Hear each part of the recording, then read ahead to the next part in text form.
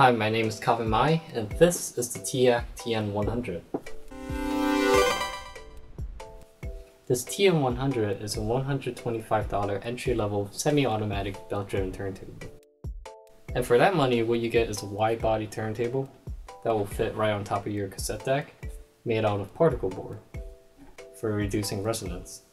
The turntable features a moving magnet cartridge with an elliptical stylus on a plastic tone arm that's counterweighted on the back.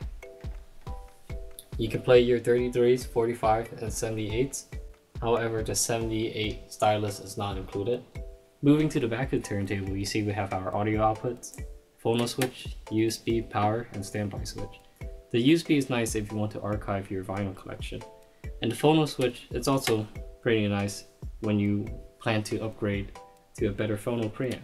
To play your LP, just set down the record on the platter, lift it with the arm lifter, line up the stylus with the grooves, lower it down, and now you're playing your record. Now this is a semi-automatic turntable, which means when it gets towards the end of the record, it will automatically return to the home position by lifting up the stylus,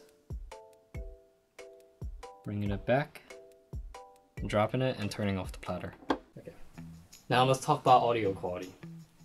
In theory, it should sound good, you know, with the moving magnet cartridge and the elliptical stylus. And to be fair, for entry-level turntable, it's what I expected. It sounds pretty good for what it is. It has a plastic tone arm, which shouldn't really be a problem until you start listening to it and you notice that the sound is kind of hollow. And I think that has to do with the plastic tone arm, because there's a lot of resonance going through this tone arm. If I put my finger on the tone arm, I can feel it vibrating a lot. So I feel like the hollowness is because it's the tone arm. When you first get this turntable out of the box, this is something you should expect, where the record will actually play slightly too fast. But that's easy to fix, because underneath the turntable, there's two screw holes, well technically three, because it has 3 speeds, where you can stick a standard screwdriver in there and adjust the speed. And online you can see tutorials how to do that. It's practically free, so that's not really that big of a complaint. My major complaint would be the anti-skating. Teac advertised as having anti-skating, and when I put my test record on it, my blank record, it doesn't skate towards the center. So at first look, it does have anti-skating, but it's not as advanced or, you know, sophisticated as a normal anti-skating system. What I mean is, when you take this deck apart, inside you see that the anti-skating is controlled by friction. The tone arm is friction what's keeping it from wanting to skate towards the center. Which, yeah, I guess it works, but not all records are pressed evenly. Like this Led Zeppelin record that I'm returning to Amazon, because this record moves in and out.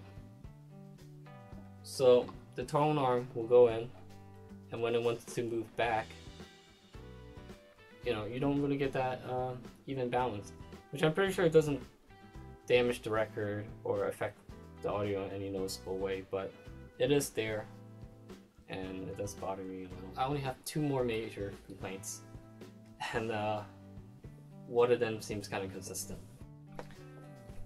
So online there's only one review for this turntable, and it's from a channel called B Westlife.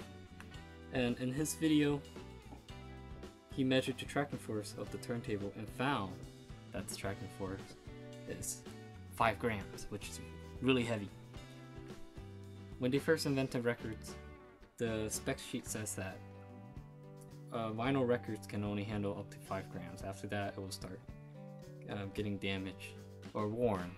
It won't damage the record the first time you play it, but worn. So I took my scale here, which is accurate. right?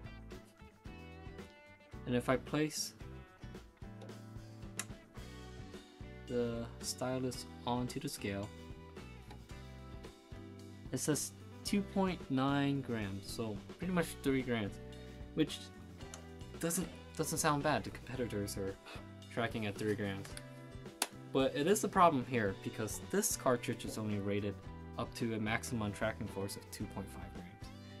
So clearly the weight on the tone arm, or whatever you call it, is inconsistent. But these things are mass produced in China, so if you're finding that the tracking force is too heavy, just return it, get another one, no big deal. What is a big deal is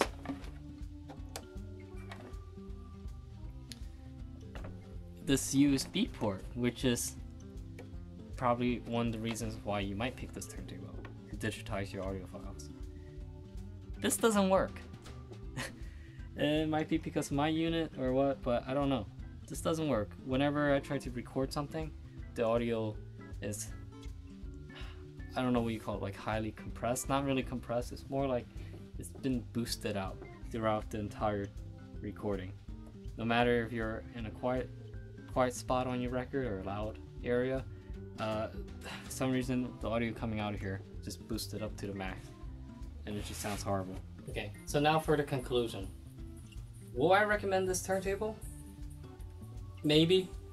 So currently at Best Buy, this retails for $125, which for that price, it's not worth it, because you can get a similar Sony or Pioneer turntable, which is way better. I recommend the turntable, the Pioneer turntable, because it has a strobe light, so you can correct the speed once it comes. But those turntables, including the cheapest one, Audio-Technica LP60, which all three of those turntables has the same Audio-Technica cartridge, which is pretty good. It tracks at 3 grams. But it has a conical style stylus. So what are you paying here is the MDF wood, which is nice. It looks pretty nice and modern. Reminds me of a project deck. And compared to the competitors, which are made out of plastic. So if you like the wood, I would get this.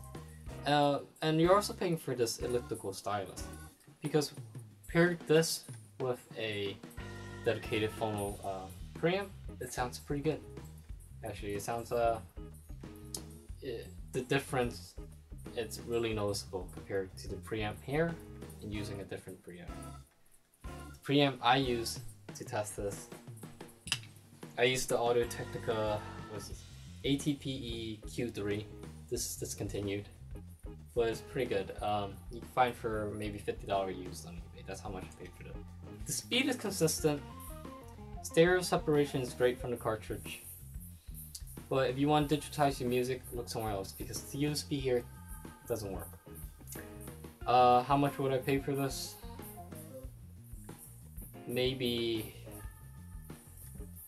if it was priced at $80, maybe I would recommend this, because you do get a wood body and elliptical stylus, which is quite nice. The competitor, the Sony one on Best Buy right now is $80 currently. So if you want something that looks modern, go ahead and grab one of these, because it does look pretty nice. Make sure you pick up a scale so you can find the tracking force on here, because if it's tracking more than 3 grams, return it, get rid of it, because you don't want to damage your record. And so $80, it's a buy. Retail price of $125, that's up to you. So thanks for watching. This is Calvin Mai. You were watching Analog Media. If you liked the video, give it a like. If you dislike the video. If you have more questions, leave them in the comments, and stay tuned for the end of the video, even though this is ready to end, but the very end, where I give an audio sample from this turntable.